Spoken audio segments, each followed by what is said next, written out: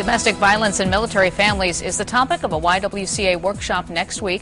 Danielle Gaylord is director of the Y's Domestic Violence Intervention and Prevention Program, and Monica Solinas-Saunders is a volunteer for the program. Ladies, thanks for coming in.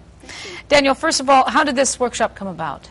The workshop came about, a couple different things happened. Nora Ashcraft is our legal advocate, and she was finding that she was experiencing a little bit of frustration with how to provide services to the victims of domestic violence from military families due to some of the bureaucratic levels that she was confronting.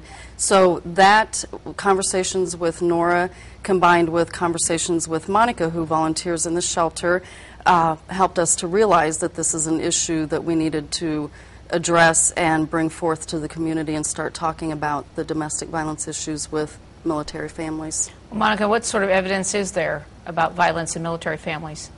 From a research standpoint, we really don't have a lot of evidence. I think all the evidence is inconclusive right now, but we do have some anecdotal evidence that military families are facing particular challenges.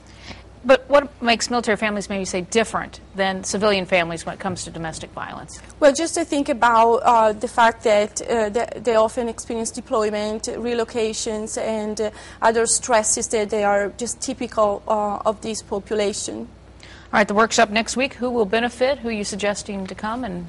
Well, the workshop is open to the community, to service providers, to emergency response teams. Anyone will benefit from the workshop who's interested in helping military families. We hope to, just from the dialogue, develop protocols and programs and a way to collaborate with other providers so that we can address these issues, because they are different than civilian families who haven't experienced the deployment and the time abroad.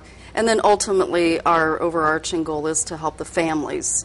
So that would be our major goal, is to really learn how we can better and more effectively assist the families with the issues that they're dealing with, the victims, the children, as well as the personnel that come back from their tour abroad.